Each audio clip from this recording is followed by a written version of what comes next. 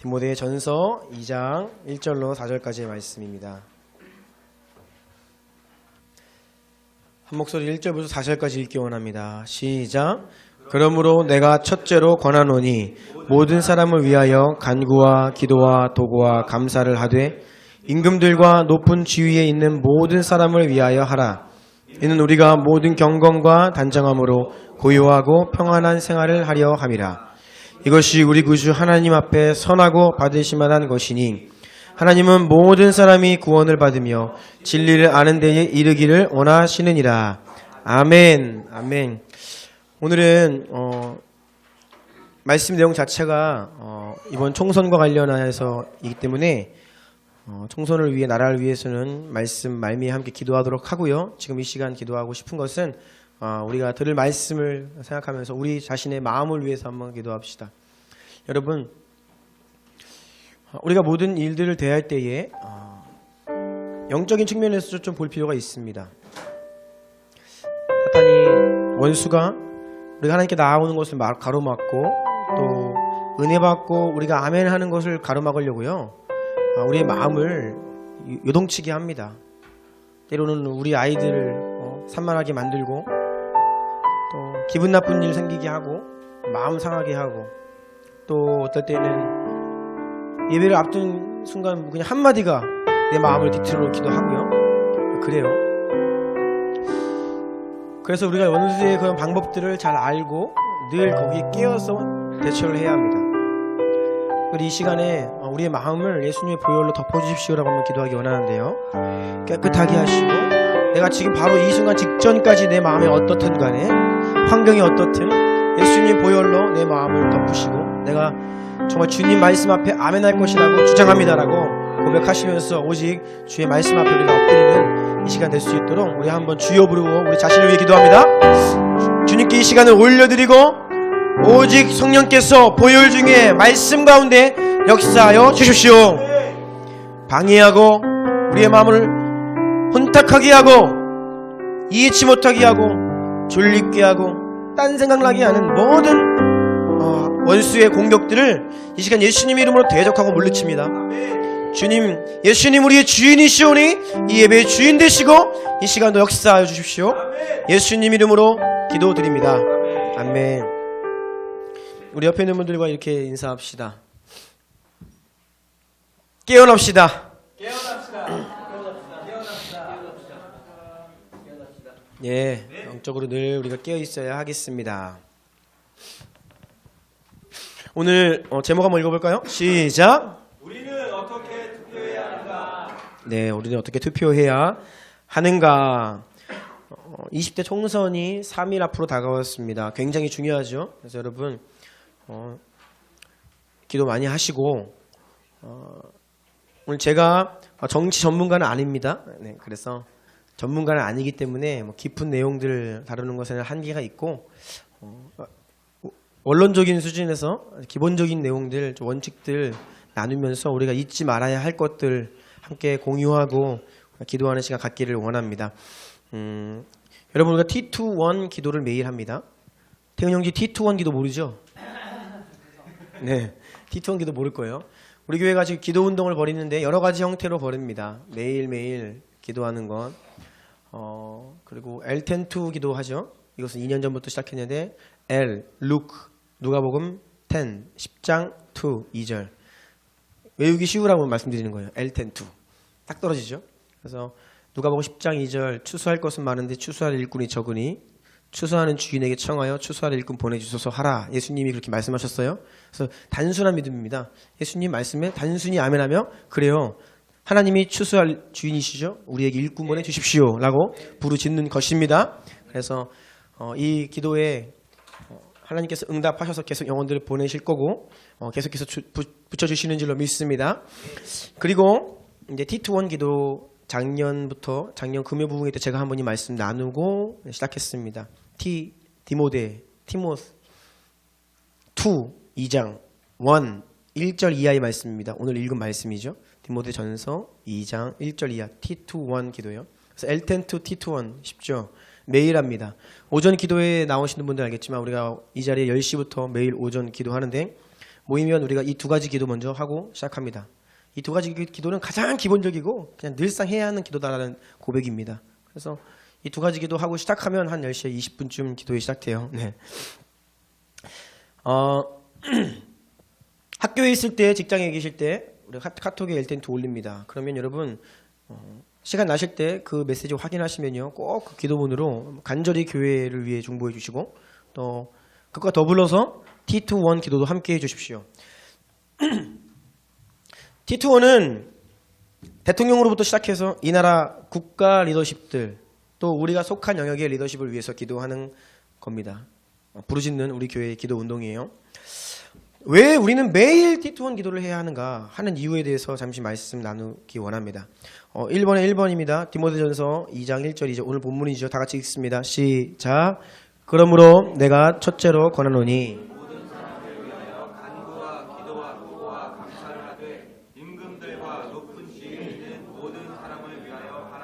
성경이 모든 사람을 위해 기도하라라고 말씀하시죠. 특별히 정부, 국가, 리더십들을 위해서 기도하라고 명령하고 있기 때문에 우리는 이 말씀에 단순히 아멘하며 기도하는 것입니다. 하지만 얼마나 많은 그리스도인들이 이런 기본적인 성경 가르침에 반응하지 않고 있는지 모릅니다. 많은 사람들이 여전히 내가 속한 지역의 국회의원, 시의원, 지역단체장 이름조차 모르고 있는 형편입니다. 제가 누군가를 지목해서 말씀드리는 것이 아니라 제 모습입니다. 제가 원래 그랬거든요. 시의원, 지금까지 평생 시의원 이름 한 번도 몰랐어요. 제가 속했던 이전에 살던 모든 지역들의 그 시의원들이 있거든요. 국회의원 말고 시 안에서의 그 시정을 하는 시의원들이 있습니다. 대통령 이름은 물론 다 알고 국무총리까지는 아실 겁니다. 국무총리도 모르시다 그러면 상황이 굉장히 심각하고요. 장관들도 많이 계시고 특별히 우리 부천시 시장이 있고 원미구청장 또 우리 이 교회 기준으로 교회가 속해 있는 중동 지역주민센터장도 있습니다. 이분들 이름들 모른다는 거죠. 관심이 없기 때문에. 그래서 작년부터 우리 교회가 이분들 리스트 다 작성해가지고 기도 매일 합니다. 부천시장은 김만수 전 시장이고요. 김병전 원미구청장, 우리 지역주민센터장은 누구죠? 이권재. 네, 다 아실 겁니다. 그리고 국회의원은 원미구 갑을 있는데요. 갑은 지금 김경협 의원이고요. 을은 설훈 의원입니다. 그리고 시의원이 계신데 우리 상동 중동 여기 지역구 시의원은 방춘하 임성환 의원이에요. 이런 이름들 우리가 모른다는 겁니다. 생소하지요. 여러분들 거주하시는 곳이 이곳이 아닌 분들, 여러분이 속한 지역 어떠한지 아마 잘 모르실 겁니다. 하지만 성경은 우리에게 이런 분들을 위해서 임금들과 높은 지위에 있는 자들을 위해 기도하라라고 하기 때문에 우리는 이분들 이름 기억하며 기도해야 합니다. 네. 그래서 여러분 이름 아시기 바랍니다. 지금까지는 관심 없고 몰랐다고 하더라도 이제는 피할 길이 없습니다. 제가 분명히 말씀드렸어요. 기도해야 한다라고. 인터넷 뒤지면 다 나옵니다. 왜 우리가 T21 기도를 할까? 두 번째 이유입니다. 이어지는 2절 말씀 2장 2절 하반절 시작. 이는 우리가 모든 경건과 단정함으로 고요하고 평안한 생활을 하려 합니다. 기도하는 이유가 교회와 성도들 우리가 본래 목적대로 사는데 지장이 없도록 방해가 없도록 이것을 위해 기도하는 거예요. 우리의 가장 기본적인 부르심은요, 예수님을 따르는 겁니다. 특별한 사명 말고요. 예수님을 따르며 예수님의 형상을 닮아가는 것, 이것이 우리 모든 그리스도인들의 기본적인 부르심이에요. 우리가 예수님을 닮아가고 예수님을 따르기 원하는데 그러기 위해서 리더십들이 잘 세워지고 사회가 안정되고 평화가 있어야 한다는 것입니다. 그래야 우리가 경건하고 순결한 생활을 할 수 있다는 거예요. 사회가 안정되고 평화로워야 그리스도인들의 신앙생활 잘할 수 있는 환경이라는 겁니다. 물론 여러분 유럽 국가들 선진국을 보면 너무나 평안하고 너무나 문제 없어서 타락하기도 하고 교회를 떠나기도 해요. 그것은 다른 차원의 문제입니다. 그렇다고 해서 우리가 우리를 죽이는 곳으로 가야 되는 것은 아니죠. 평강이 있고 평화가 있고 사회 질서가 잡혀 있어야 신앙생활하는데 좋다라는 것입니다. 지장이 없다는 것이죠. 이것과 아울러서 세 번째입니다. 세 번째 이유, 우리가 띠투원 기도하는 세 번째 이유입니다. 3절 4절 디모데전서 2장 3절 4절 시작. 이것이 우리 구주 하나님 앞에 선하고 받으실 만한 것이니 하나님은 모든 사람이 구원을 받으며 진리를 아는 데 이르기를 원하느니라. 아멘. 이제는 우리 각각 개인과 교회가 거룩하고 경건한 신앙생활 할 뿐만 아니라 우리의 또한 부르심의 소명인 아웃리치하는 것, 복음을 들고 나가야 되고 복음을 전파해야 돼요. 그런데 이것을 위해 사회의 안정과 평화가 필요하다는 것입니다. 반대로 사회가 무질서하고 사회에 평화가 없으면요, 복음 전파하는 데 가장 큰 걸림돌입니다. 그것이 우리 가운데 많이 이것이 확보되어 있어서 잘 모르지만 사실 그것이 굉장히 중요해요. 여러분, 정부의 가장 기본적인 임무가 치안, 사회 질서 유지하는 것입니다. 즉 잘못한 사람들 징계해 주는 역할, 이게 가장 기본이죠. 우리 아이들이 금요일날 금요봉이 끝나고 수요일날 끝나고 또 여러분들이 밤에 이렇게 돌아다닐 수 있는 이유는 우리나라가 나름대로 이 치안이 잘 유지되는 질서가 잡힌 나라이기 때문입니다. 만약에 누군가가 우리를 해코지 했는데 공권력에 힘이 없어서 처벌이 안 된다? 그러면요 활기를 칩니다. 그러면요 복음 전파하는데 굉장히 힘들어져요. 소말리아라는 나라가 대표적인 예입니다. 지난 수십 년 동안 거의 무정부 상태입니다. 선교사가 공식적으로 한 명도 없어요. 여러분, 일단 공권력이 힘을 잃고 사회 질서가 기본적인 치안 유지가 안 되면 가장 먼저 선교사님들 철수해야 됩니다. 현재 IS가 장악하고 있는 지역들 마찬가지입니다. 못 들어가요. 거기에 살고 있던 주민들까지도 다 탈출하잖아요. 그래서 이 사회의 질서와 안정은 굉장히 이 복음 전파의 귀중한 환경입니다. 기독교 초기에 복음이 굉장히 빠른 속도로 전파되었습니다. 그 이유를 잘 알 수 없는데 그래도 역사학자들이 가장 꼽는 가장 중요한 이유 중에 하나는 무엇이냐면 그것이 바로 당시가 로마의 평화 시대였다는 거예요. 팍스 로마나 하는 라틴어입니다. 이 시대가 로마 일강 체제예요. 세계가. 로마에 대항할 수 있는 나라가 없습니다. 그래서 지중해 연안으로 북유럽, 남부 유럽, 그리고 북아프리카, 중동 이 지중해 연안을 다 로마가 통치했어요. 강력하게. 그래서 로마의 그런 철권 통치 아래 질서가 유지됩니다. 제가 로마가 잘했다 두둔하는 게 아니에요. 당시에 그 로마의 권력으로 평정이 된 사회였습니다. 그리고 로마가 길을 닦았죠. 큰 길을 닦았습니다. 지금도 존재하죠. 큰 전차가 갈 수 있는 그런 큰 길입니다. 왜냐하면 어딘가에서 소란이 일어나고 폭동이 일어나면 빨리 하루아침에 도달해서 진압해야 됩니다. 그래서 곳곳에 군사기지가 있고 길들이 닦여 있죠. 모든 길이 로마로 통한다라는 말이 여기서 나왔습니다. 그래서 바울이 사도들이 이 길 따라서 복음 전했습니다. 그리고 기본적인 이 질서가 안정되어 있기 때문에 바로 복음이 급속도로 전파되었다라는 것이 역사학자들의 공통된 의견이에요. 여러분, 그래서 이런 이유들로 인해서 우리가 띠투원 기도하는 겁니다.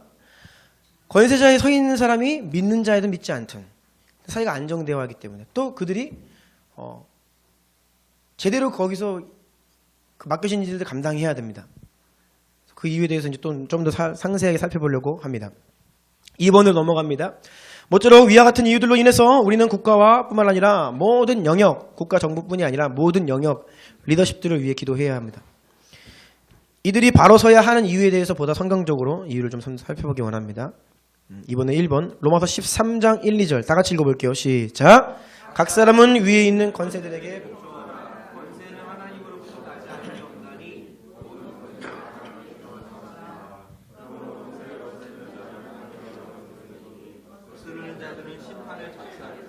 아멘. 세상의 모든 권위와 권세가 하나님께서 주신 것이라고 성경은 일관되게 이야기합니다. 성경에서 말하는 정당한 권위에 대해서 몇 가지 말씀드리면 국가정치 권위가 있습니다. 그리고 부모의 권위가 있고요. 남편의 권위가 있습니다. 그리고 상관의 권위. 여러분들이 군대를 가든 직장에 있건 학교에 있건 어디 있든지 상위 그 리더십이 있다는 겁니다. 그리고 교회와 교회 안에서는 말씀을 가르치고 목회자의 권위, 이런 것들은 명백하게 성경에서 기록하고 있는 권위입니다. 그 권세가 악하든 그렇지 않든 일단 하나님께로부터 온 것이라고 이야기해요. 예수님께서 십자가에 오르시기 전에 마지막으로 본디오 빌라도 앞에 서셨죠. 본디오 빌라도는 당시 그 이스라엘 지역을 다스리던 그 로마의 총독입니다. 파송된. 사람들이 예수님을 죽이려고 빌라도한테 끌고 갔죠. 그래서 빌라도가 이것저것 이제 알아보려고 신문을 합니다. 근데 예수님께서 오늘 우리가 통독할 때 읽었던 이사야 53장 말씀 그대로 성취됩니다. 그는 어린 양 같아서 도살장으로 끌려가는 어린 양 같이 아무 말도 하지 아니하고 털강자 앞에서 잠잠한 양 같이 그 입에 아무 말도 안 하고 변명 안 하셨다. 그런 뜻입니다. 예수님이 아무 말씀 없으시니까 빌라도가 물어봅니다. 너 나한테 지금 변명할 마지막 기회다. 내가 너 죽이고 살릴 권한 나한테 있다. 라고 하니까 그때 예수님이 한 말씀 하십니다. 뭐라고 말씀하시냐면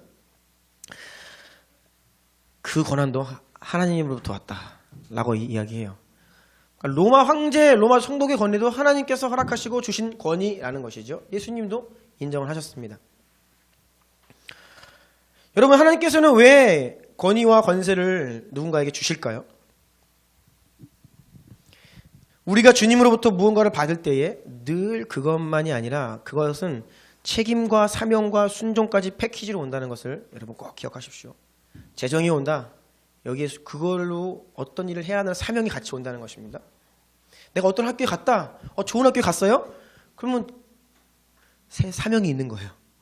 어느 직장에 가건 어디에 있든지.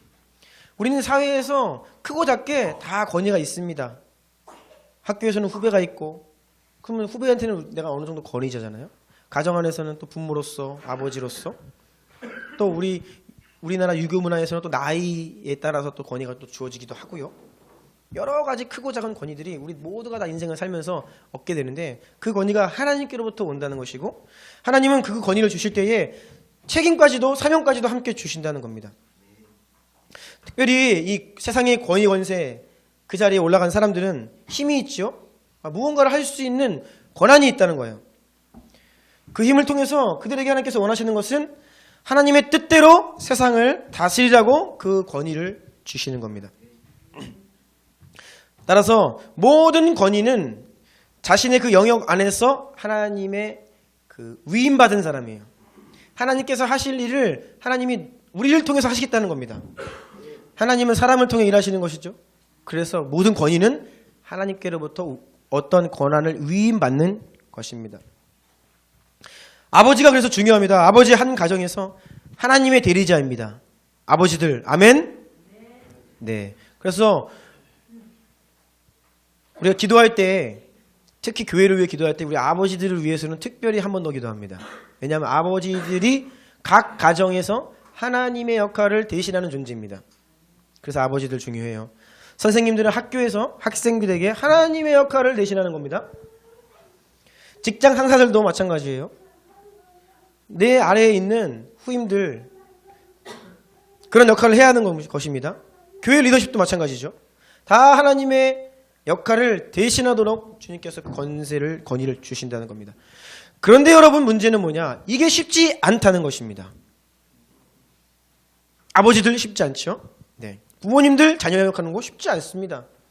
정말 하나님의 마음으로 하나님의 법으로 하나님의 사랑으로 아이들 잘 양육해야 되는데 이게 쉽지 않아요. 내 성깔 들어가고요. 내 가치가 막 나오고요. 그래요. 어디에서 무슨 권위를 가져도 우리는 그것을 감당할 만한 능력이 너무 없어요. 그래서 권위자들을 위해 뭐 하라고요? 기도하라는 거예요.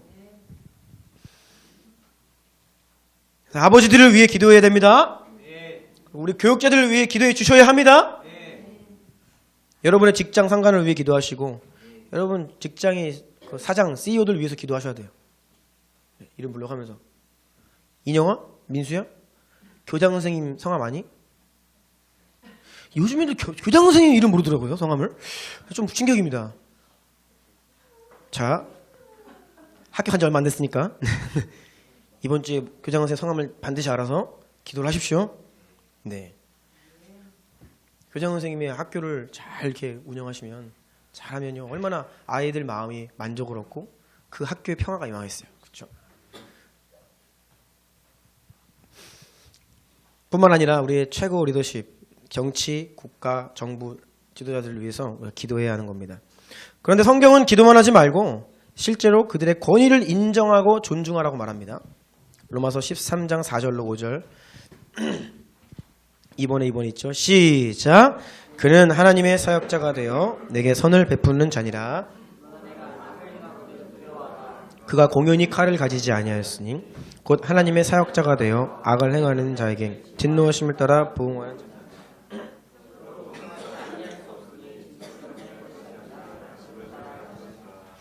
네, 여기서 지금 로마 교회를 향하여서 바울이 편지하잖아요. 로마 한복판에 있습니다. 로마 황제를 향하여서 하나님의 사역자라고 해요. 로마 황제가 지금 예수님 아나요? 모릅니다. 네. 철저히 세속적인 사람입니다. 그런데 하나님의 사역자라고 바울은 일단 인정을 하고 들어가요. 리더십이 온전하냐 온전치 못하냐 그것은 일단 다음 문제예요. 그것에 대해서 이제 다룰 건데요. 먼저는 우리가 권위를 인정하고 존중해야 한다. 이것이 성경적인 태도입니다. 여러분, 그래서 그리스도인들은 내가 어디에 속하여 있든지 내 위에 있는 그 권위를 인정해야 돼요. 존중해야 합니다. 그 권위가 올바른지에 대해서는 이제 어떻게 해야 되는지 나눌 거예요. 그런데 여러분, 오늘날 권위가 상실되었죠.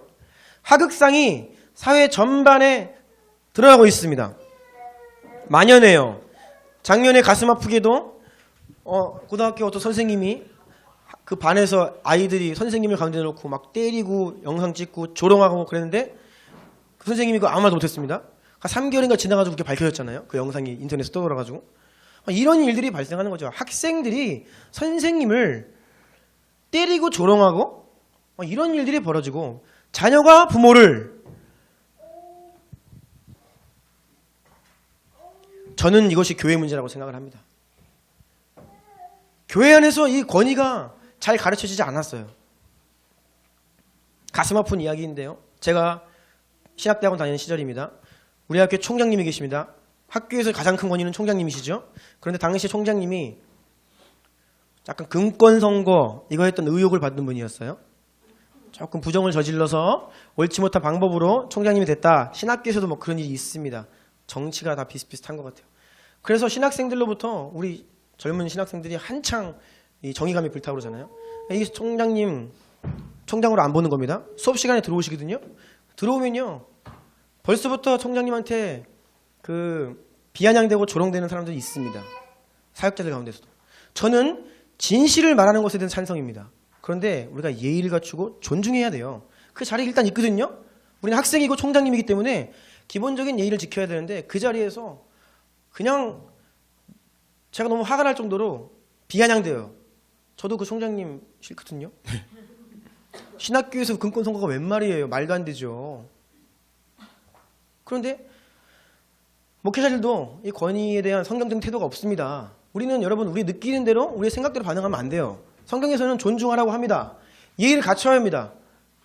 그리고 그 가운데에서 진실을 이야기하는 것은 또 필요한 것이죠.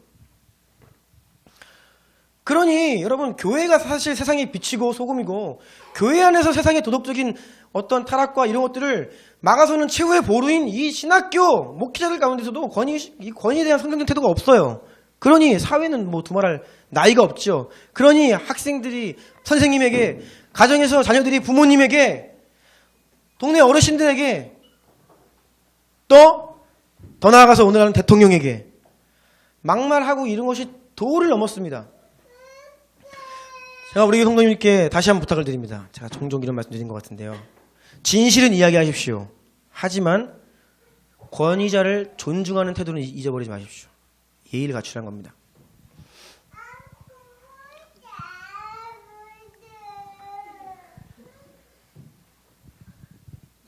요즘에는 이제 뭐 페이스북이나 SNS가 많이 발달해 있으니까 제가 이 기독교 안에서 조금 인지도 있는 인물들 많이 압니다. 그리고 제 주변에 있는 많은 사람들이 그런 것들 링크, 좋아요 누르기 때문에 많은 기독교계 안에서 인정받고 인지도 있는 유명 인사들의 글들이나 이런 것들이 제가 많이 접하게 돼요. 근데요, 거기에는 굉장히 보수적인 기독교 운동을 하는 분도 계시고 진보적인 기독교 운동을 하는 분도 계십니다. 각각 이제 다른 영역이 있죠. 제가 양쪽을 다 봐요. 그런데 참으로 가슴 아픈 것은 그곳에 들어가서 그런 분들의 어떤 글이나 댓글들 보면 대부분 그리스도인들이에요. 그리스도인들인데 형편없습니다. 수준이.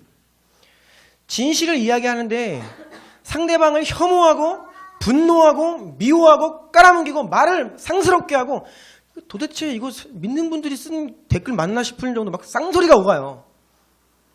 그리고 저는 진실을 이야기해도 여러분 기본적으로 상대를 조롱하거나 어떤 그런 사랑의 방법이 아닌 식으로 하는 것은 여러분 문제가 있는 것입니다. 열매로 분별해야 돼요.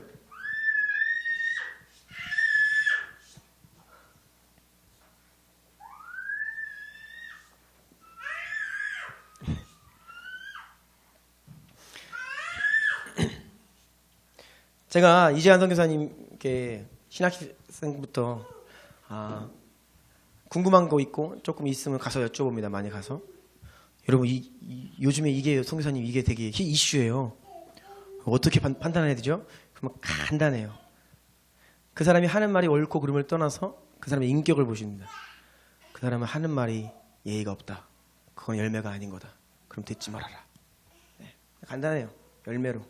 아무리 맞는 말이라도 상대를 존중하고 인정하고 그런 그라운드 안에서 서로의 의견을 개진하고 진실되게 해야 되는데 그것이 많이 부족하다는 것이죠. 진리는 그것을 이루어가는 방법도 온유하고 사랑의 방법이어야 합니다. 제가 오늘날 이 부분에서 지금 보수적인 기독교계가 펼치고 있는 무슨 할랄 음식 반대, 동성애 반대 지지할 수 없는 이유가 바로 여기에 있습니다. 여러분, 저는 동성애, 이슬람 경계해야 한다. 저는 이것을 끊임없이 말씀드리고 있는데요. 그런데 오늘날 기독교계에서 그것을 진행하는 방식들이 굉장히 사랑의 방법이 아닙니다. 상대를 혐오하고 과장되게 막 하고 팩트 없는 것들을 막 부풀려가지고 카톡으로 퍼날르고, 그건 아니에요. 방법이 틀렸어요. 그렇게 하면 오히려 우리가 역공을 맞게 되거든요. 그래서 이런 측면에서 이번에 기독 자유당도 저는 좀 이렇게 조심스럽게 보는 겁니다. 역공 맞아요, 잘못하면요. 방법에 있어서 우리가 조심해야 됩니다. 지혜롭고 전략적으로 전문적인 것들을 가지고 나아가야 되는데 그렇지 않다는 것이죠. 진리와 그 진리를 이야기하고 이루어가는 방법도 온유하고 사랑의 방법이어야 한다는 것을 잊지 마십시오. 그런데 오늘날 이 SNS 상에서 이것들이 많이 무너져 있다는 것입니다. 너무 막 욕하고 비난하고 그래요. 그리고 특별히 정치적인 이슈에 있어서 나와 다른 입장에 있는 어떤 그룹들을 향해서 거의 취급을 안 합니다. 얼마나 폄하를 많이 하는지. 계속해서 이야기합니다. 이번에 3번이에요. 모쪼록 세상의 권세가 다 권위가 하나님께로부터 온 것인데 왜 세상이 이렇게 불의하고 부조리가 가득한가? 그래서 하나님이 그 권위 주셨으니까 그 세상이 하나님이 주신 권위로 이렇게 어지러우니까 하나님이 불의하시다라고 이야기하는 논리가 있는데요. 그렇지 않습니다. 그럴 수 없습니다. 하나님의 역할을 대신하도록 세워진 권위들이 부패하고 제 역할을 못하기 때문에 세상이 불의한 것이에요. 그래서 우리에게 그들을 위해 기도하라고 하는 겁니다. 하나님의 마음으로, 하나님의 방법으로, 하나님의 뜻을 가지고 권위를 행사하라, 권세 힘을 사용해라 라고 그 자리에 올려주셨는데 그 사람들이 자신의 사리사욕 그리고 부정과 부패를 인해서 제대로 그 역할을 감당 못하기 때문에 세상에 부조리가 불의가 많다는 것입니다. 여러분, 4월 16일이 무슨 날인지 아십니까? 4.16 세월호. 네, 세월호입니다. 세월호 참사 2주기입니다. 돌아온 토요일이에요. 제가 이제 세월호에 대해서 얘기 잘 안 하죠. 왜냐하면 저 나름대로 이제 생각들이 있는데, 자, 오늘날 보여주는 것들도 제가 이제 말씀 계속 드리지만 양쪽으로 이렇게 정치적인 색깔을 너무 가지고 얘기를 하기 때문에 저는 부분적으로 보고 싶어요. 아무튼 이 세월호 사건만 보아도요, 우리 사회, 국가, 이 권위자들의 총체적인 부패로 인한 사람이 만든 재앙입니다. 동의하시죠? 하나님께로부터 위임된 권한입니다. 권위는 권세는 위임이라고 해서 하나님께서 하실 일을 사람을 통해 하시겠다. 내가 너 세우니까 너 그 자리에서 내 역할 감당해라. 위임하시는 거예요. 위임장 쓰면 뭐예요? 계시라는 거잖아요. 위임. 그런데 그 위임된 권세를 가진 자들이 머리 끝에서부터 발끝까지 다 부정과 부패해가지고 제 역할 안 했습니다. 선장은 배의 권한이 위임되어 있습니다. 그래서 선장은 가장 나중에 나오는 거예요. 그게 책임이거든요. 제일 먼저 나왔죠. 해경들이 승객을 구출할 수 있는 책임과 역할이 주어졌습니다. 그 부분에서 위임받은 거예요. 그런데 철저히 무능했죠. 뭐 청해진 해운이라는 회사는 말할 것도 없습니다. 그것은 국가 관리들인지 또 문제입니다. 이것들을 관리 감독하고 배 선박의 안전 이런 것들을 관리 감독해야 될 국가가 여러 가지 이제 정치적으로 커넥션 돈으로 묶여서 부정부패해서 그 역할 위임받았는데 안 했어요. 관리 감독 안 했습니다. 또 국가 재난 중에는 적절히 대처하도록 국가 안에 나라 안에 그런 권위를 위임받은 자들이 있습니다. 이런 일들을 잘 대처하고 할 수 있도록. 근데 그런 곳곳에 있는 리더십들이 다 무능하고 그 직무유기했다는 것입니다. 그리고 가장 위에 누가 있어요? 대통령이 계시죠. 거기까지도 이제 가는 겁니다.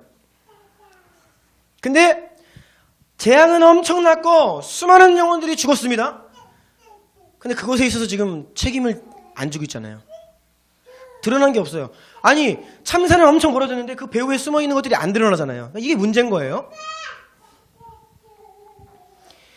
이 권한 위임된 곳곳에 있는 모든 그 자리에서 지금 직무유기가 일어나고 있는 것입니다. 그래서 재앙이 벌어지는 겁니다. 이것이 바로 권위 문제예요. 여러분, 그래서 우리는요 이 사회에 대통령뿐 아니라 모든 우리가 속해 있는 영역의 리더십들이 잘 그 권한 행사할 수 있도록 그들을 위해 뭐 해야 한다고요? 기도해야 한다는 것입니다. 이것이 첫 번째 성경이 우리에게 말하고 있는 것입니다.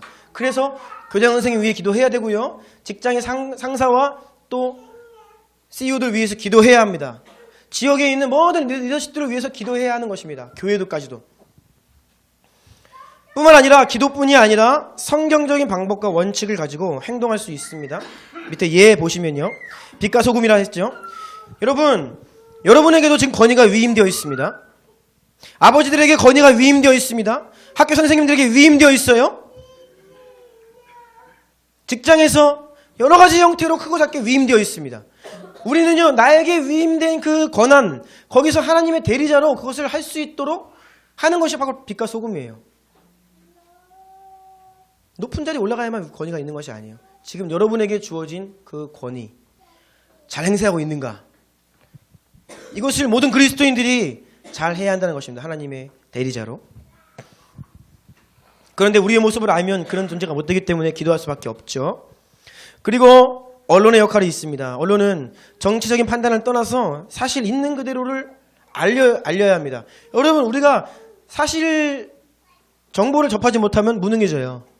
북한에 있는 주민들도 잘못된 정보를 계속 어렸을 때부터 받고 온전한 진리를 접할 기회가 없잖아요. 그러니까 잘못된 판단을 하는 것이죠.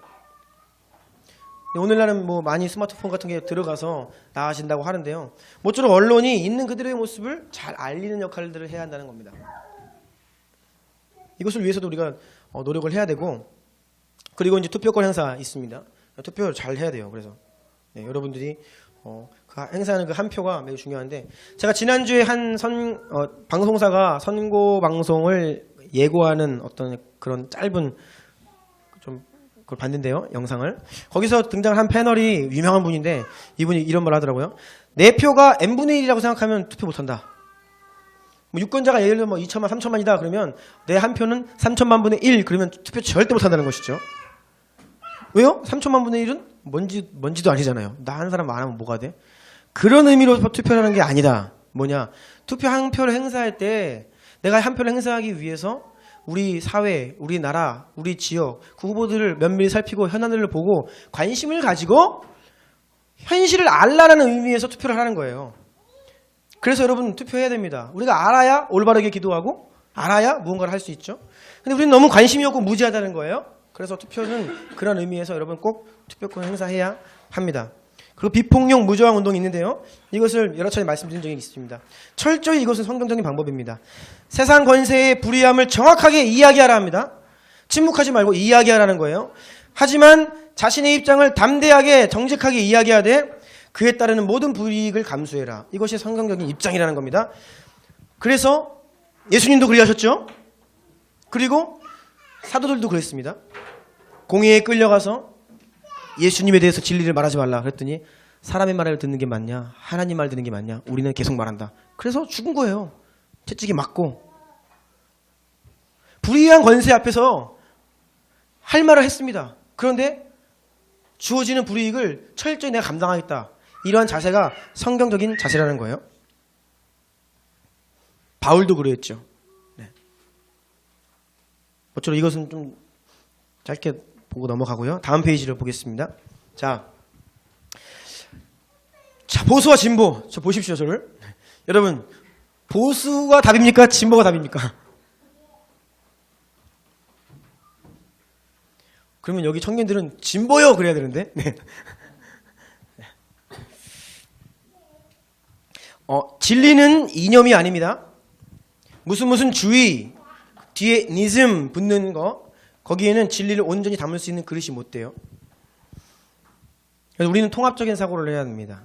뭐든 뒤에 주의가 붙으면요 거기에는 부분적으로 성경적인 가치가 들어가 있고요. 또 부분적으로 어둡고 더러운 부분이 있어요. 그 안에 무슨 주의 성경을 빼고선요. 하나님 빼고는. 심지어는 기독교계 안에 있는 주의들도 마찬가지입니다. 신앙적인 색깔들 이따 말씀드리겠지만 뭐 복음주의, 우리 교단은 개혁주의를 포방합니다. 개혁주의, 뭐 은사주의, 진보주의, 교회 안에도 이런 주의들이 많아요. 저는 칼빈주의, 개혁주의 좋습니다. 건전하고 굉장히 탁월한 신학을 가지고 있고 저는 좋아요. 그런데 이 주의가 완전하진 않아요. 이거 착각을 하니까 이 주의 아니면 안 된다는 거죠. 우리가 은사주의로부터 배워야 되고 진보주의로부터 배워야 하고요.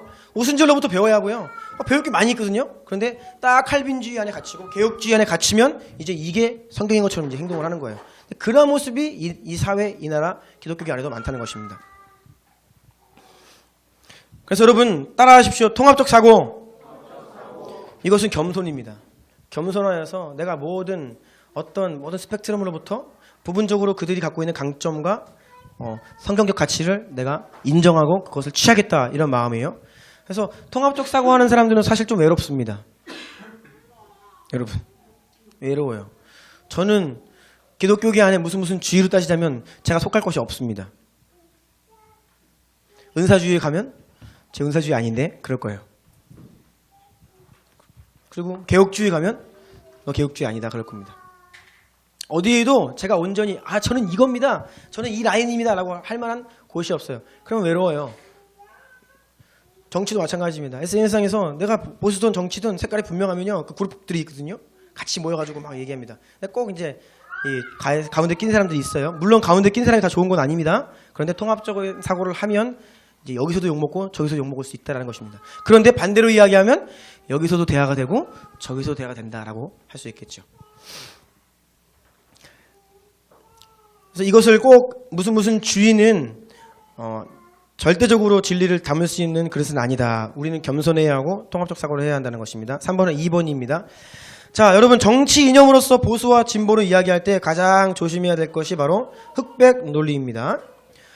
둘 중에 하나는 악하고 둘 중에 하나는 선하다. 이런 사고방식 굉장히 위험합니다. 다시 말씀드리면 양 진영의 성경적인 가치가 부분적으로 다르게 포함되어 있습니다. 그리고 반대로 성경에서 이야기하는 악하고 더럽고 추한 인간의 모습들도 양 진영 가운데 같이 다 들어있어요.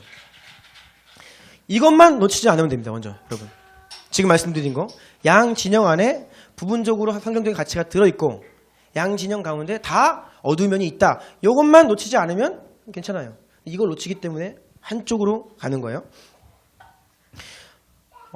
위키백과 정의를 따르면 보수주의란 거기 써놨습니다. 전통 가치를 옹호하고 기존 사회 체제의 유지와 안정적인 발전을 추구하는 정치 이념이라고 기록되어 있더라고요. 그러니까 구체적인 예를 들자면 결혼, 가정, 성윤리, 권위, 질서 뭐 이런 부분에서 보수가 지향하기 때문에 이런 영역에서 성경적인 가치와 이제 조금 통하는 부분이 있을 수 있어요. 지난주에 우리 박종규 전사님이 UN 미래보고서 2045 책을 좀 읽으시더니 저한테 충격이라고 막 미래학자들 전문가들이 2045년에 세계의 미래를 예측해 놓은 어떤 책인 거죠. 거기에 보면 이제 가장 다른 내용들 많이 있는데 그 중에 하나가 결혼의 붕괴입니다. 더 이상 결혼 제도가 구시대의 산물이라는 거예요. 너무나 AI 인공지능들이 발달해서 개인이 누군가를 동반자로 평생 갈 필요가 없고 모든 것들이 다 충족되는 사회이기 때문에 이제는 1인 가구가 대다수고 다만 그때 자신들이 어떤 그것 때문에 동거를 잠깐 했다가 헤어지는 이건 거. 그래서 결혼이라는 제도가 없어진다. 이게 2045년 유엔 미래 보고서예요. 결혼 문제만 보면 기존에 있던 전통적인 결혼의 개념이 지금 빠르게 붕괴되고 변화되고 있죠. 이런 부분에서 기존의 것을 지키려고 하는 보수주의 입장에서 어떤 기독교가 함께할 부분이 있다는 것입니다. 성윤리 마찬가지죠. 동성애 20년, 30년 전만 해도 우리나라에서 말도 못 그랬습니다. 지금은 그 반대하고 동성애 죄다 그러면 이상한 사람 취급받는 시대가 오고 있어요. 이게 막 기존의 가치 질서가 무너지는 것이죠. 그리고 그래서 보수주의자들은 어떻게 해서든 일단 질서를 기존의 것을 안정적으로 하려고 하는 성향이 있다는 것. 진보주의는 그 백과에 이렇게 나와 있더라고요. 기존 정치, 경제, 사회 체제에 대항하면서 변혁을 통해 새롭게 바꾸려는 성향이나 태도를 말한다. 진보주의입니다. 그런데 사실 유럽 국가들이 볼 때의 진보는 우리나라 진보가 아닙니다. 우리나라는 굉장히 보수적인 사회라 우리가 일컬어 우리 사회의 진보다라고 해도 유럽 사람들이 볼 때에는 굉장히 이제 보수적인 성향의 노선이라고 합니다. 근데 이 진보주의는 기존의 것에 대해서 변혁을 추구해요. 특별히 이들은 인권, 평등, 약자 보호나 경제 정의를 실현하는 것, 또 복지 이러한 영역에 있어서 성경적인 가치와 함께 갈 수 있는 부분들이 있죠. 진보주의는 약자 편에 섭니다. 어떤 조직에서 문제가 일어나면 보수주의는 보통 질서유지 쪽에 가는 거예요. 일단 이 문제 때문에 이 조직이 붕괴되면 안 돼. 질서유지 쪽으로 가는 거예요. 그런데 진보적인 그룹들은 그래도 약자, 그 피해자 한 사람의 어떤 인권과 피해 상황에 집중하면서 대변해 주려고 하죠. 그러니까 올바른 거죠. 두 영역이 자신들이 생각하는 가치 영역, 가중치가 틀린 거예요. 둘 다 맞는 말을 합니다. 근데 가치 영역, 가중치가 틀려요.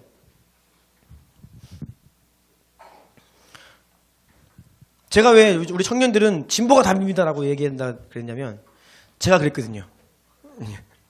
제가 그랬어요. 그래서 저는 20대 초반에 오마이뉴스 아니면 안 봤습니다. 정말로. 네, 정말 진짜예요. 거의 뭐 조중동 보면 인간 취급 안 했습니다. 그 당시에 노무현 대통령 거의 히어로였고 모든 유토피아를 거의 이분이 되면 우리나라가 바뀐다. 그래서 제가 당시에 이제 어디서 이제 일을 하고 있었는데 거기 이제 어르신들 투표 앞두고 노무현 대통령 대한다니까 어디 하루 강아지가 덤비냐, 말도 안 된다, 안 된다 장담했는데 됐지요. 난리가 났죠. 그런데 그러고서 제가 학교를 복학을 했는데 본 현장은 뭐냐면 그 운동권들 노무현 욕하고 있더라고요. 변절자라고. 이게 무슨 말이냐면 본인 스스로가 나라의 권위자의 자리에 가니까 자기 어쩔 수 없이 질서 유지 쪽으로 조금 포지션이 조금 옮겨오는 거예요. 이전에는 할 말 다 했지만 이제는 조금 이제 옮겨오는 겁니다. 그러니까 기존에 있던 진보적인 입장에 있는 분들이 볼 때는 변절됐다는 것이죠. 그래서 그렇게 욕을 하더라고요. 아무튼 이런 걸 볼 때 여러분 이 보수나 진보 사이에 이게 절대악, 절대선 어떤 이런 개념이 아니라 가중치를 두는 이런 영역이 있다는 것입니다. 한 가지, 여러분 예수님이 약자 편이셨나요? 예수님은 가난한 자의 편이셨습니까? 여쭙고 싶습니다. 예수님은 가난한 자의 편이셨다. 손 들어보십시오.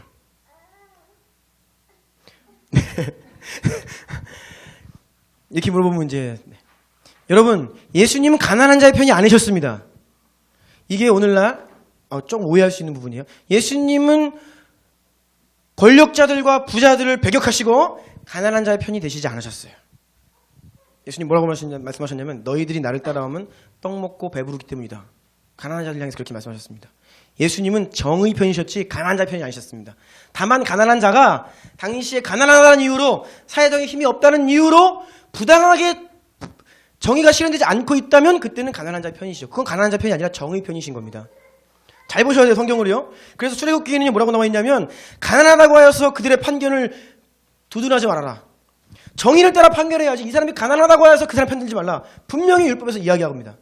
그런데 오늘날 우리가 여러분 교회는 가난한 자의 편이 돼야 돼? 아닙니다. 가난한 자가 다른 얘기하면요 그 편 들면 안 됩니다. 네. 그리고 권력자가 올바른 말하면요 근데 지지해줘야 됩니다. 이게 정의예요. 밑에 마틴 로이드 존스 말 한번 제가 읽어드리겠습니다. 하늘 아래 어떤 정치 체제나 조직도 완전하지 않다. 그러므로 이런 일에 정신을 빼앗긴 채 열중해서는 안 되며 하나의 체계가 완벽하다는 것을 옹호하기 위해 전 세계를 낭비해서도 안 되며 그것이 모든 문제들을 해결할 줄 것이라고 주장해서도 안 된다. 왜냐하면 그것은 절대 진리가 아니기 때문이다. 성경의 교훈을 그 어떤 정치 정당이나 당파와 동일시하려는 시도는 그리스도의 가르침을 위반하는 행위이다. 물론 더 나은 세상, 더 나은 사람을 뽑기 위해 우리가 노력하고 힘쓰는 건 맞지만 어떤 한 사람, 어떤 한 정당이 진리일 수는 없다라는 로이드 존스의 말입니다. 밑에 3번으로 넘어가 볼게요. 3번. 여러분 그래서 신실한 그리스도인들 자신의 성향 또는 가치의 무게중심에 따라서 보수될 수 있고요. 정치적인 성향이 보수적인 성향을 가질 수 있고요. 때로는 진보적인 성향을 가질 수 있습니다. 신실한 기독교인이어도 둘 다. 저는 이런 양진영의 신실한 분들을 많이 알아요. 그분들 다 하나님 사랑하고 정말 온전한 분들입니다. 근데 어떤 분은 좀 정치적으로 보수적인 견해를 가지고 있고 어떤 분은 진보적인 견해를 가지고 있을 수 있다는 겁니다. 누가 옳고 그른 것은 아니에요. 그래서 내가 속한 또 내가 지향하는 정치 성향을 가지고 반대 쪽을 향하여서 적결 대상이라거나 이런 식으로 이제 바라보면 너무 지나친 흑백 논리로 빠지게 되는 것입니다. 그리고 어떠한 사람이나 어떠한 한 정당의 유토피아적인 기대를 하는 것은 인본주의입니다. 절대로 세상은 그렇게 바뀌지 않습니다, 여러분.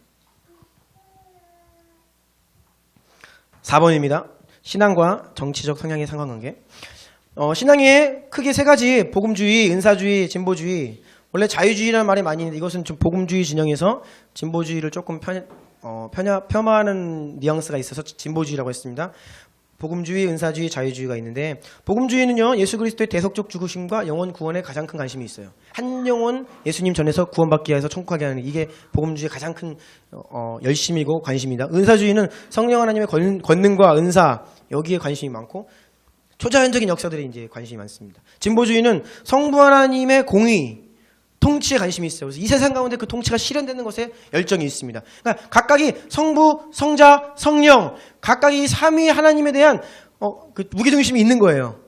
그러니까 예수님의 대속에 집중을 하면 복음주의적인 경향이 강하고 성령 하나님 그러면 은사, 하나님의 공의 그러면 통치 그러면 이제 진보적인 것. 이러한 다양한 스펙트럼이 있다는 것입니다. 2번입니다. 따라서 여러분 복음주의자는 한 영혼의 구원에 초점을 맞춰요. 그래서 그들은 어떤 문제가 어떤 사안이 이게 죄인지 아닌지 여기 굉장히 민감해요. 제가 볼 때는 그렇습니다. 개별 이슈의 진리 문제에 민감합니다. 이 동성이 죄냐 아니냐 사람들이 이걸 따르면 되냐 안 되냐 그래서 이 한 영혼이 이것으로 인하여서 어떻게 될까 여기에 초점을 맞춥니다. 그래서 이제 복음주의자들은 자연스럽게 보수적이 되기가 쉬워요. 정치적으로. 그리고 아까 말씀드렸듯이 사회적인 안정과 어떤 조직이든 교회든 조직이든 일단 분란이 있고 여기가 시끄러우면 일이 안 되잖아요. 그러니까 복음 전파를 잘하기 위해서 일단은 체제가 안정되어야 한다. 그래서 보수적인 입장을 자연적으로 취하게 되는 것이 쉽다는 거예요. 복음주의자가. 반대로 진보주의는 정의 실현을 위해서 세상 변화에 열정이 있기 때문에 진보적인 정치 성향 당연히 같죠. 신앙 안에서도 이렇게 다양한 스펙트럼이 나온다는 겁니다. 그런데요, 로마서 12장 12절, 이거 참 중요한 말씀인데 한번 읽어볼까요? 4번에 3번, 로마서 12장 12절, 시작! 소망 중에 즐거워하며, 환난 중에 참으며, 기도에 항상 있으며. 이 말씀이 바로 이 세 가지 스펙트럼을 하나 되게 하는 말씀입니다. 여러분, 소망 중에 즐거워한다. 진보적인 관점에서 세상 가운데 하나님의 통치가 회복될 것, 주님의 다시 오심과 또한 우리가 속한 그 영역 가운데에서 빛과 소금으로 세상이 변화되는 것을 믿음의 눈으로 바라보면서 소망 중에 즐거워라는 거예요. 현실 앞에서 무너지지 말고. 또한 환난 중에 참으라. 예수 그리스도를 나의 주인으로 삼고 순종하며 살아가는 삶의 핍박이 고통이 있죠. 그 가운데에서 환난을 참으라라는 것입니다. 그리고 성령의 힘과 능력을 힘입기 위해 기도에 힘쓰라. 그러니까 이 세 가지를 통합적으로 성경이 이야기한다는 것이죠. 그래서 저는 여러분이 어느 한 가지에 치우치지 않기를 원해요. 은사주의가 되면 안 됩니다. 진보주의가 되면 안 돼요. 복음주의 안에 갇히면 안 됩니다. 어떻게 해요? 이 세 가지가 다 우리 안에 있어야 하는 것이죠. 아멘이세요? 네. 자, 그러면 이제 중요한 거는 5번입니다. 어떤 사람과 정당에게 한 표를 행사할 것인가. 마무리를 하려고 하는데요. 다시 말씀드리지만 여러분 교회 다닌다고 그 사람 뽑지 마십시오. 이용하는 사람 많습니다. 철만 되면 큰 교회 가서 인사하고 가는 사람들 많습니다. 여러분 기독교인이라고 다 뽑지 마세요. 다 같은 사람들 아닙니다. 기독교적인 가치를 가지고 있는지를 이제 그걸 가지고 판단을 하시라는 겁니다. 두 번째, 동성애, 낙태, 이슬람 문제 등과 같은 시대적인 현안들에 대해서 성경의 진리로 기준 삼아 후보자의 정당 가치관을 꼼꼼히 점검해야 합니다. 네, 이거 해야 됩니다, 여러분. 네. 근데 이것만 보면 꼭 보수 쪽으로 가는 것 같죠? 그렇지 않아요. 3번 볼까요? 경제 정의의 실현을 위해 빈부간의 불평등과 가난의 문제를 거시적인 관점, 사회 구조적인 관점, 이게 무슨 뜻이냐면 잘 보세요. 여러분 한 영혼이, 한 사람이 가난해요. 힘들게 삽니다. 인생이 굉장히 힘들어요. 그러면 이 보수적인 입장을 가진 사람들의 어떤 밑에 있는 깔려있는 기저의 감정은 저 사람 열심히 살지 않는다. 어떤 이런 마음이에요. 우리나라 충분히 자유로운 나라고 꿈을 펼 수 있는 나라이기 때문에 너희가 열심히 공부하고 열심히 하면 잘 살 수 있다. 근데 게으르구나. 그래서 어떤 가난의 문제, 어떤 인권의 문제를 한 개인의 연약함으로 바라보려고 하는 성향이 보수적인 성향 가운데 있어요. 반면 이 진보적인 관점으로 보면 그것을 한 사람의 문제로 안 보는 거예요. 물론 그런 개별 차이가 있지요. 열심히 해서 그것을 극복하는 사람도 있지요. 그런데 전반적으로 사회적인 구조가 부모님의 어떤 경제적인 수준이나 자기가 속한 어떤 지역의 어떤 수준이나 이런 것들에 갇혀서 거기서 나오지 못하는 구조적인 문제가 있다. 국가적으로 큰 그림에서 이걸 바꿔야 한다라고 이제 보는 게 진보적인 관점에 있어요. 이게 장점입니다. 그래서 여러분 이 보수와 진보 가운데 각각에 들어있는 이 부분적인 이 가치들을 우리가 면밀히 다 통합적으로 살펴서 판단을 해야 해요. 그래서 여러분 1번 찍을 수도 있고 2번 찍을 수도 있어요. 그런데 몰아가기를 마치 1번 안 찍으면 죄 짓는 것처럼 몰아간다는 거죠. 몇몇 교회들이나 이런 그룹들이. 저는 동의하지 않는다는 거예요. 여러분들이 충분히 자유롭게 이러한 원칙을 가지고 판단하셔서 한 표를 행사하십시오. 2번도 괜찮아요. 1번도 괜찮고. 근데 이렇게 하면 이제 3, 4번, 5번이 이렇게 서로 하는데 뭐처럼. 네. 그리고 이제 강당에서 노골적으로 누구 어디 정당 지지하는 분들이 계십니다. 그분들 문제예요. 저 절대 동의하지 않습니다. 그런데 강단에서 몇 번 찍으라 하시는 목사님들 비판하는 사람 보면 자기들도 가면 보면 2번 찍으라 그래요. 제가 보면 그래요. 그럼 본인들은 2번 찍으라는 거네요. 똑같은 일을 하고 있어요. 왜요? 한 패러다임, 한 주의, 정치 성향이 자기가 갇혀 있는 거예요. 그래서 여러분 성향을 가지는 건 좋습니다. 그런데 그것이 다 옳다라는 생각 버리셔야 되고 나와 다른 생각을 가지고 있는 그룹들을 향해서 혐오하거나 폄하하거나 척결 대상으로 보면 안 되는 것입니다. 통합적으로 종합적으로 봐야 돼요. 또 내가 이 정당을 좋아하는데 우리 지역구에 나온 사람을 보니까 영 아니야. 다른 정당 사람은 또 지지할 수 있는 것이고 그걸 하려고 사람 뽑고 정당 뽑잖아요. 네. 그래서 여러분들이 이런 자유하십시오. 이런 부분에 있어서. 그런데 말씀드렸듯이 이 친동성애 이것들을 노골적으로 이제 하시는 분들이 몇 분 계십니다. 이런 것들을 좀 지양해야 됩니다. 제 생각에는. 근데 이것도 이제 조금 이제 균형이 필요해요. 너무 한 가지를 가지고 색깔로 씌워서 그 사람을 이렇게 하는 것 이것도 좀 조심해야 될 부분이긴 합니다. 4번 볼까요? 후보자 개인을 평가할 때 기득권 유지, 당리당략, 사리사욕 성향을 가지고 있는지 조금 살펴보면 잘 보일 수도 있고 안 보일 수도 있는데 그런 부분을 좀 체크를 하라는 겁니다. 깨끗하고 정직한 후보들 뽑아야 됩니다. 기본적으로 깨끗하지 않은 사람은 가면 안 되죠. 이번에 안타까운 게 이번 20대 총선 후보자들 40%가 정가자들입니다. 물론 민주화 운동 하시면서 그런 정가 있습니다. 그거는 뭐 나쁜 건 아니죠. 좋은 일을 하셨다가 억울하게 있을 수 있어요. 그런데 그 밖에 저도 보니까 우리 모 의원은 음주운전도 하고 교통법도 위반하고 아주 전적이 화려하시더라고요. 그래서 뭐 이건 좀 약한 뭐 범죄라고 생각할 수도 있는데 저는 개인적으로 그래요. 음주운전하는 분들 저는 신뢰 못합니다. 네. 그래서 정가 같은 것도 잘 보시고 잘 판단을 하라는 것이죠. 5번이 제일 중요합니다. 5번에 5번. 시작. 최선을 택하려 하지 말고 최악을 모면해야 한다는 마음으로 꼭 투표해야 한다. 최선을 택하려고 하면 찍을 사람이 죄송하지만 없습니다. 네. 주님은 그런 사람 찍으라고 안 하셔요. 그런 사람 없어요. 예수님밖에. 그러니까 그 최선을 찍으려고 하지 말고 최악을 모면해야겠다. 이 사람은 탈락시켜야겠다. 그러면 네, 그걸 위해서 최악을 모면하시라. 그러면 조금 투표가 쉬워진다. 그래서 너무 거룩한 부담감을 가져서 내가 한 표를 잘못 행사하면 주님께 죄 짓는 거고 죽을 찔고 막 그렇게 하지 마시고 자유함을 가지고 이런 큰 원칙 가지고요. 판단을 하셔서 자유롭게 하시고 그리고 제가 한 가지 부탁은 서로 어디 찍었는지 말씀하지 마세요. 교회에서 괜히 그거 뭐 아무 그게 뭐가 옳고 그런 거 아닌데 그거 가지고 그 교회에서 왜 우리가 마음을 상하고 그럽니까? 저는 아내한테도 얘기 안 합니다. 근데 전에 한번 제가 참 이런 말씀드리면 또 제가 누구 찍었어요. 근데 아내가 얘기를 하래요. 여담입니다. 얘기 안 한다. 왜냐하면 제가 어렸을 때 제 아버지가 어렸을 때 저를 데리고 투표하러 가셨어요. 항상 제 기억이 나요. 아직도 아침에 줄 쫙 서가지고 투표하시는데 저는 항상 궁금했어요. 아빠 누굴 뽑을 거야? 그러면 아빠가 저한테도 말씀하셨어요. 아빠는 누구에게도 누구 찍었는지 얘기 안 한다. 이해 안 됐죠 그때. 지금 이해합니다. 아내한테도 말씀을 안 하신 거예요. 저도 안 했거든요. 근데 교직원들이 그날 밤에 나를 안 재우더라고. 얘기하라고. 그래서 얘기했어요. 그랬더니 그 자리에서 울더라고요. 어떻게 그런 인간을 뽑을 수가 있어? 그래서 나도 그런 인간인 거 알거든요. 고민 많이 했습니다.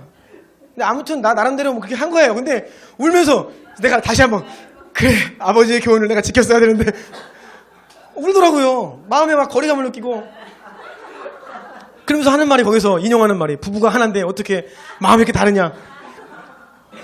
여러분 부부가 정치적인 성향 다를 수 있어요. 가족들 가운데 있습니다. 저 이전에 우리 막 명절에 가족들 모였는데 그때 제가 한창 노무위원 할 때였습니다. 이런 것도 편집 잘해주세요. 할 때였어요. 그런데 어르신들 이게 안 먹히죠. 막 대판 싸운 적도 있어요. 막 소리 높여가지고 그래가지고 하극상이 벌어지죠. 그러면 진짜 다시는 얘기 안 한다. 네, 원칙입니다. 네, 원칙이에요. 그리고 얘기하고 싶거든 상대방의 정치적인 성향을 잘 판단해서 거기에 맞춤을 해서 내가 그쪽 편인 것처럼 해서 들어가서 대화를 해야 돼요. 그래야 대화가 됩니다. 이런 지혜가 필요해요. 네. 왜냐하면 우리가 너무 본질적이지 않은 거 가지고서 나라가 분열되어 있고 교회들도 갈라져 있어요. 통합적 사고하면 끝납니다. 네. 여러분들이 다 통합적인 사고를 하고요. 또 나름대로 판단을 해서 하십시오. 진리를 이야기하고요. 잘못된 것을 잘못됐다고 이야기하면 됩니다. 아멘이세요? 네. 이 정치 이슈를 가지고 나라와 또 교회가 분열되지 않기를 원하고 돌아오는 수요일 놀러 가는 거 좋습니다. 투표하고 가십시오. 그래서 꼭 투표하고 또 투표 지난 대선 때도 그랬고 뭐 부정 선거다라는 이런 의혹들이 많이 있어요. 그런 부분들 좀 해소됐으면 좋겠습니다. 진짜 있으면 드러나야 되고 아니면 좀 철저히 좀 관리 감독 해가지고 그런 것들을 좀 해소시켜야 돼요. 알겠죠? 이런 것들을 위해서 우리가 좀 기도할 필요가 있습니다. 한번 기도합시다. 네. 여러분 나라 민족을 위해 기도하고 굉장히 중요합니다. 국회의원들이 할 일이 많습니다. 뭐 한두 가지 일하는 것이 아니죠. 입법기관입니다. 우리 이 나라의 기준을 정하는 곳입니다. 중요하죠. 주님께 올려드리고 저는 바라기를 그래서 이 양 정당의 힘이 좀 균형이 잘 이루어지면 견제가 잘 될 것 같아요. 힘의 균형을 잘 이루고 한 영혼 한 영혼 정말 깨끗하고 정직한 진짜 보수, 진짜 진보가 국회로 가야 됩니다. 그리고 우리 안에 이런 것들로 인해서 분열이 없고 한마음을 낼 수 있도록 기도하고 잘 알아보고 한 표를 행사할 수 있도록 이 나라 20대 총선 주 앞에 올려드리면서 한번 간절히 기도합니다.